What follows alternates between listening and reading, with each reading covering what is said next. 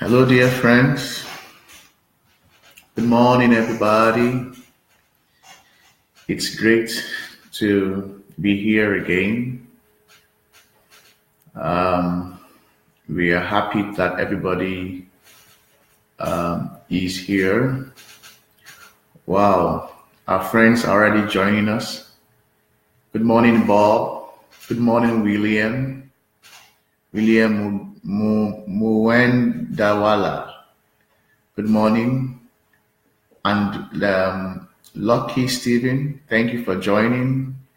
Hello, June. Hello, Henry. Hello, Marcelo. Hello, Eddie. Hello, Billy Peter. Hello, John Omui. You are all welcome to the platform today. Good morning, everybody. How are you today? Esther is also online. By the way, I just need to make last week Esther wasn't with us because she traveled to see her dad. Her dad is critically ill, and she went to see him. She's back today, but she's recuperating. She's recovering from her trip. So next week she will be joining us. Yes.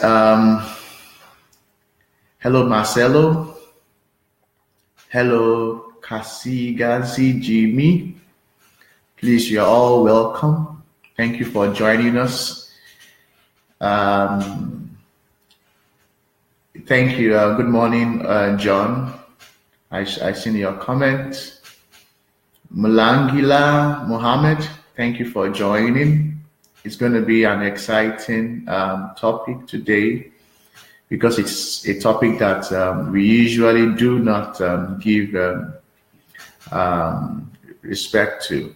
But I know that from this topic, we all have a change of mind, a change of attitude towards work. All right. Pastor Bati has joined us. Thank you for coming on. Thank you for coming on. Yeah. So please make your post, put your comments. It will help us. Let us share with our friends. We are one family, and it will be a good opportunity to learn from each other. A time of refreshing, a time of checking our mindset, checking our thoughts, checking our principles, what we live by. This will help us to see if we have the right principles for living, if we have the right value system. So if we correct our value system, it will help us to live better. And that's one of the things that we must take note of. Yes, Mr. Abiodun has joined us. Yemi Adetayo also has joined us. You're all welcome. Lisasi, Asoga, David, Oluwafemi, thanks for joining us. Lisasi, we appreciate your consistency with us. God bless you.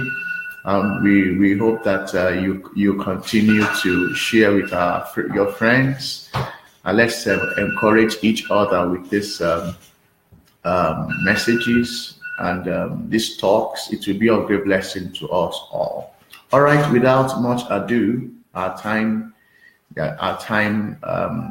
to start our time right now. So last week we were talking about dare to believe, and it was a topic that came really strongly in my spirit, in my mind. And I know that so many people just need to be encouraged. We know that life is a fight. We know that it is. Some people think that life is a struggle. They have to struggle, for everything. But even though life is a fight, it isn't a life. It's not a fight. It's not a fight about struggling. Struggling to make ends meet and things like that. No, it's about a fight of faith. Life is about a fight of faith. And we said last week that if there's anything that you must never lose, you can get discouraged, you can get, it's possible for some people to get depressed, you know, but there's one thing that you must never lose, and that is your faith. You must never lose your faith. You must never lose the belief that you have in yourself, the confidence that you have in yourself. If you have this confidence, if you have this strong faith in yourself, then you have faith in what you do, faith in your family, faith in life, faith in God, faith in, so many other things as well. So the primary faith that you must have is to believe in yourself, the faith in yourself that you are significant, that you are able to do whatever it is that you are able to do. That nobody can pull you down except you allow them to. So that was what we talked about last week. I hope that message blessed us all. So today we are going to be talking about one of the topics that it is really being spoken about. Actually, DSA is one of the public ministers or speakers who has really gotten the word out there. So many people try to find who they are, and they do so in the wrong places. In this part of the world, in Europe, in the US, in Asia, I see so many people, they are keen to find out what life is all about. They try to, there is a big question that is brooding in their minds, and they are looking for an answer to it. So I have worked in the hospitality industry for quite a while. And what I have found out is that so many people travel. They travel, they go for a holiday, they go for a break, and they spend their time in different countries. But as someone who has worked in the hospitality industry, I have found out that many of these people that travel, they are looking for something. And as many of them that I engage in discussion, I found out that they are looking for themselves. They are searching for an answer to the brooding question in their minds. And that is one big thing that, is a problem. It's a problem because if you do not find who you are, if you don't discover yourself, you will be making a whole lot of mistake in your life. You'll be going to the wrong places, associating with the wrong people, doing the wrong work. You will be meddling with the wrong things. But the moment you are able to get who you are, things will really, really change. It's like you have not been on the train rack before, and then you are being placed on the train rack. So the moment you are being put in the right place, you just begin to move. Life begins to work. Things begin to have meaning for you. And that's one of the things that you have to really think about. So, as I was saying, now I want us to understand one simple truth, that if we do not find ourselves, it will be a great problem for us. So many people have tried answering this question by going to churches, listening to the pastors. So many people have tried different kinds of religion. They have, but they just found that they couldn't answer it. Yes, they tried to follow all the rules, but they had been burdened about it. This person says this, that person says that, and they had been overwhelmed. They still can't find the question, find the answer to the question. That is a big problem for them. Some people have tried to find this answer by the idea of love. Some people fell in love and they say, wow, this is fantastic. Let's go for it. They are so in love, they get married, but in the course of everything, that brooding question is still there. And they see that they can't find the answer. They give so much to love. They give so much to love, and what they get back is needs. They are being burdened with needs. And then they fall into discouragement again. So all in all, if they only realize that one of the best ways to find who they are is by work, it will save them from all the stress. Work is an activity that we engage in that helps us to discover ourselves. This will help us, this will save us from so many troubles, to save us from deceptions, to save us from manipulations here and there, to save us from stress, to save us from so many things that shouldn't at all, deprive us of who we are. Work is an essential activity that was instituted the moment man was made. Check out the first man that lived. The first man that lived with work. The moment he woke up, the moment he realized that he was alive, the moment he realized his environment, he began to work. He began to test things. He began to look at his environment. He was put in charge of the garden. He classified animals. He tried to name them.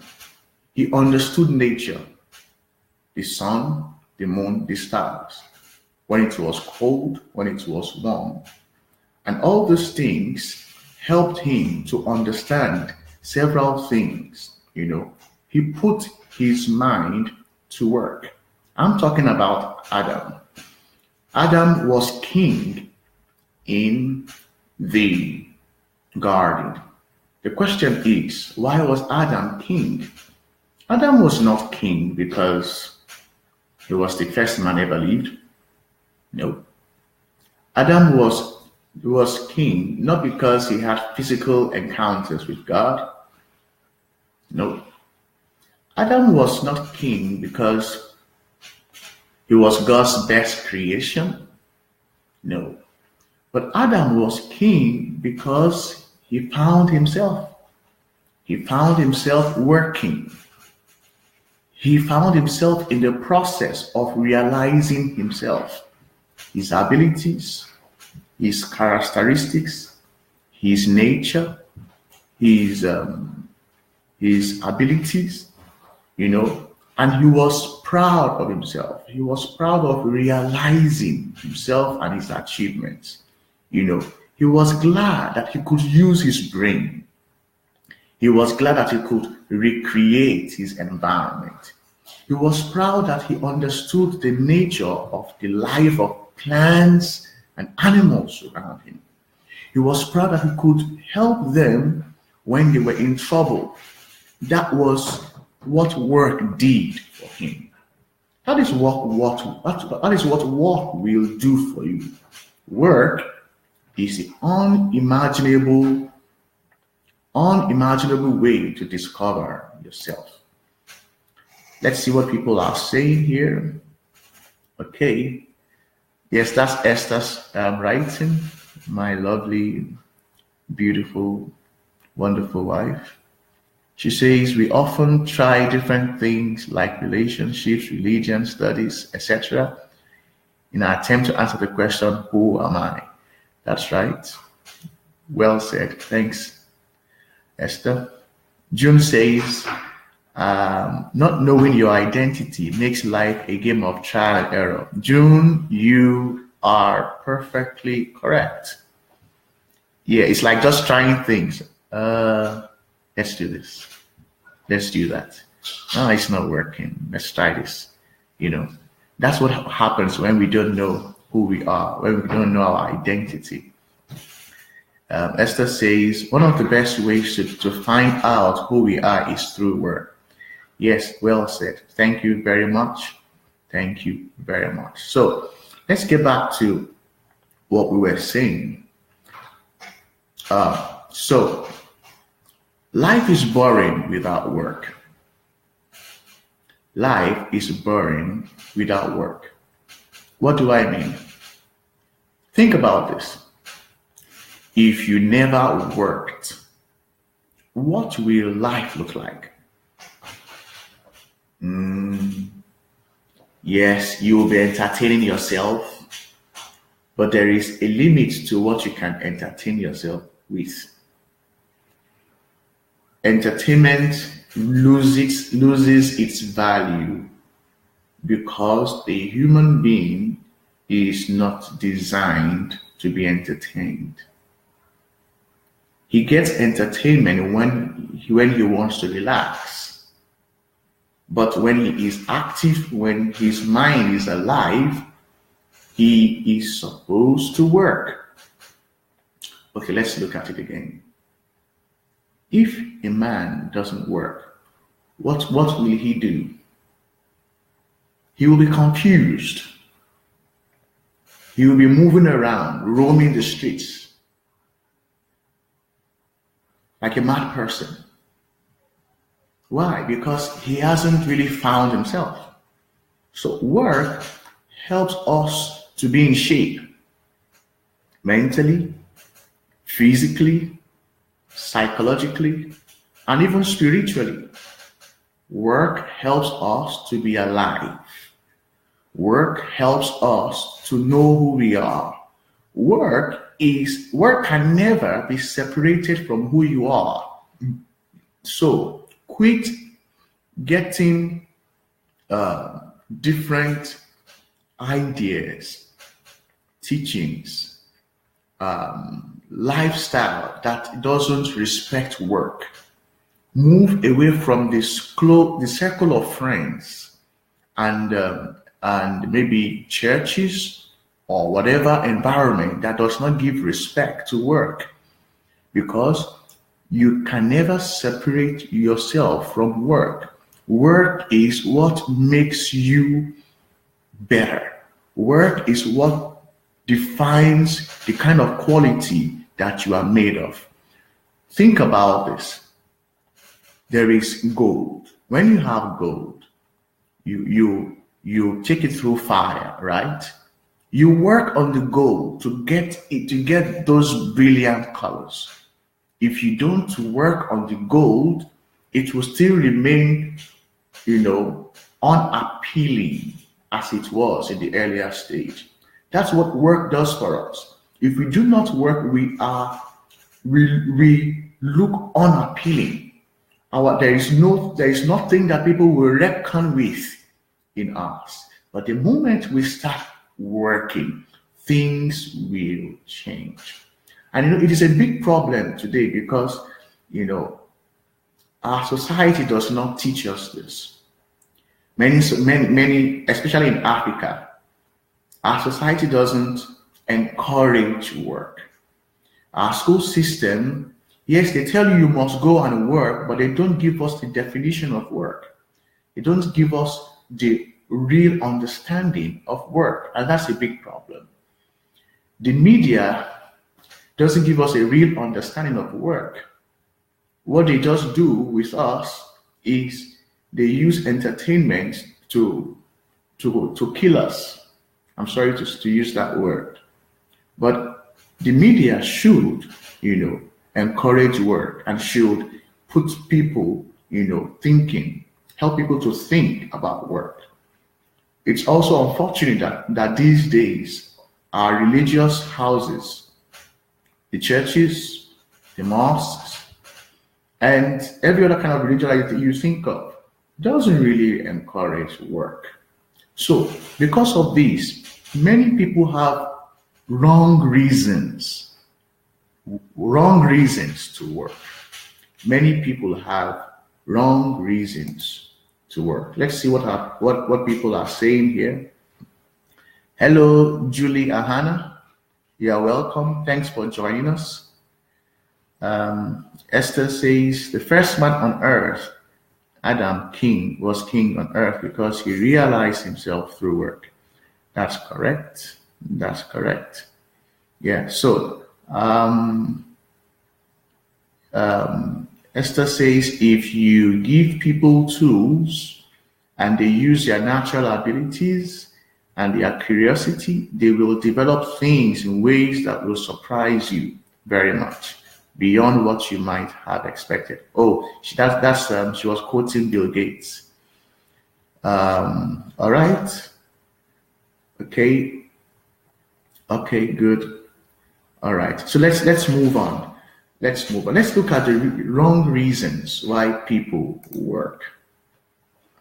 One of the major reasons people work today is because of the slave mentality that if they do not work, they will not eat. So, in other words, they work because they are looking for money. People go out there, they enslave themselves, they enslave themselves because they just want to do something so that they can feed themselves, do something so that they can take care of their family. But that is not the real reason you must work. The problem that we have is we don't define work in its right context. As a young man, as a young lady, singles out there, this is the best time to discover who you are. When you work, it will change you. It will help you to discover who you are. Do not work because you want to save money. Do not work because you want to invest. You want to get investment. No, you must have a real definition, and we will look at those definitions. Okay, those real right reasons why you must work. So the first wrong reason people work is people work today because of money. I want us to understand something. Money is the reward for work done, or when you are being fulfilled. That is when money comes in. But work is a different thing entirely. We'll be looking at those things soon. Number two, people work to be called responsible citizens. What do I mean? So, take for example, in the US, people strive to do something for the state. So they join maybe the military and they fight for the common good. All right. So some time ago, in the history of America, it was being said that we have to work for the state, work for the common good, And yes, it is good to work for the common good. But you see, if you work for the common good, for you to be noticed, for you to be given laurels, for you to be recognized, for you to be on the track record of people who served the state, then that is not the correct way of looking at work. That is a slavery mentality. It means that you are allowing the state to enslave you. All right. But work is not about slavery. Work is not about slavery. The last point I want to give about the wrong reasons why people work is that people work because it is just what every other person is doing.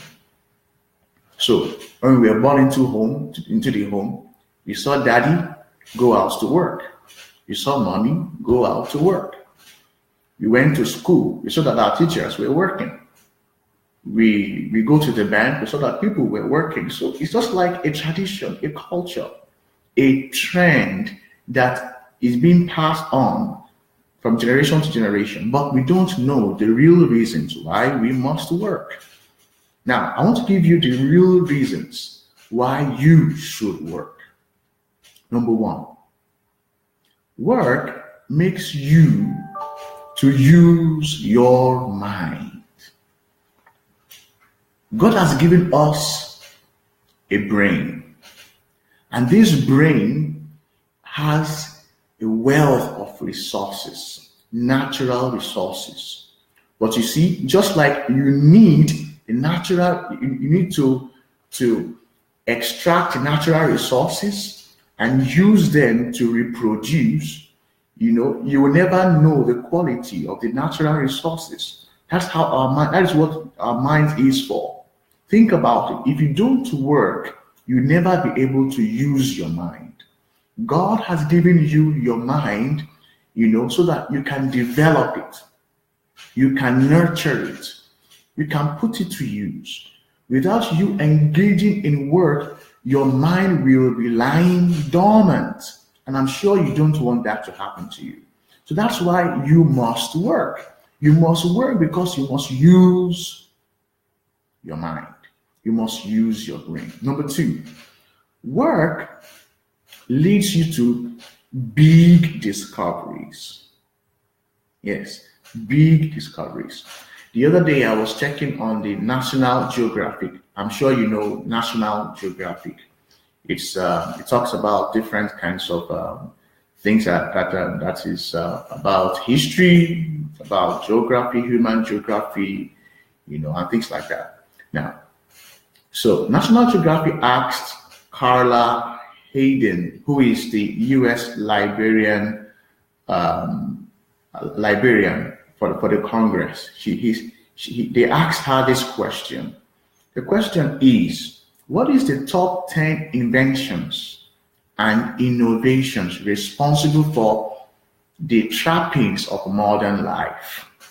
This is the answers that she gave. She said, the printing press, the light bulb, the airplane, the personal computer, vaccines, automobiles, the clock, the telephone, the refrigerator, and the camera. These 10 things are the top 10 inventions and innovations. And when I looked at each and every one of them, I saw that there were discoveries. There were discoveries that came about because of work. Work, real work, hard work. So this means that the real reason that why you must work is that it leads you to big discoveries. Big discoveries about yourself. Big discovery about what you can do. Big discoveries about how you can make life better for yourself, for people around you, for the world. The next point I want to quickly give because of our time is work uses up the energy that we have and it transforms it to products. Work uses up the energy that you have and transforms it to products. Yes. So this is something that we must take into consideration. We have so much energy and we burn those energies into the wrong places. We burn the energies, watching movies on Facebook, on so many social media. We burn the energy engaging in discussions, conversations, talking about irrelevant things, and without using the energy the right way. But when we condense this energy, when we channel it to the right place, which is work, we will, in no time, will come with products. Work uses up the energy that we have and it transforms it to products.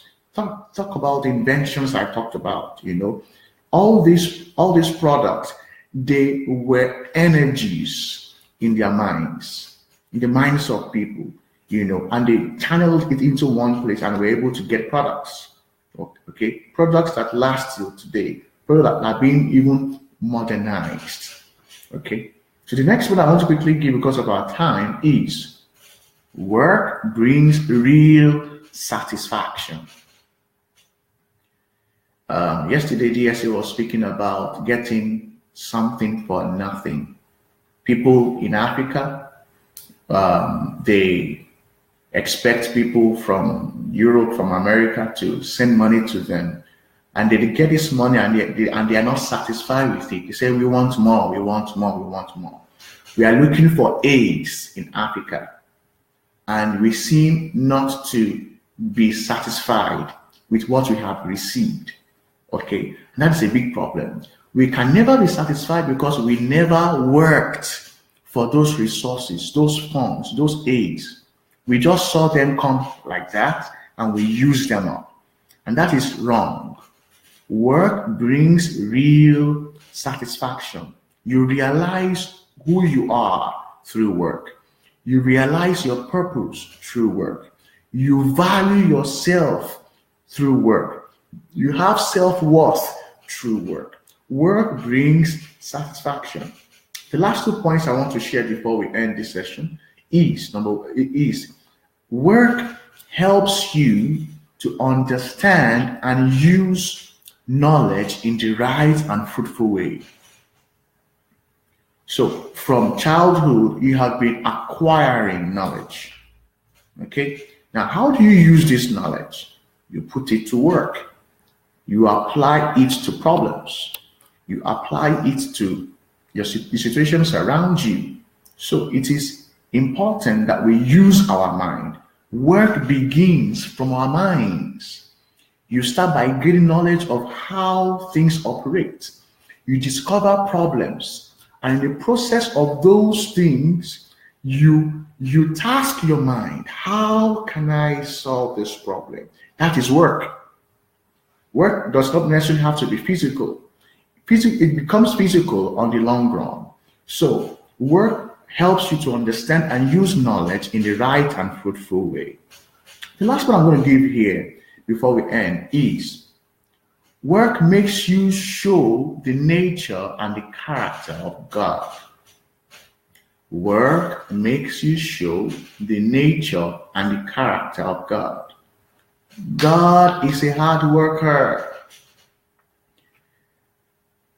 God performs miracles as exceptions to his rule.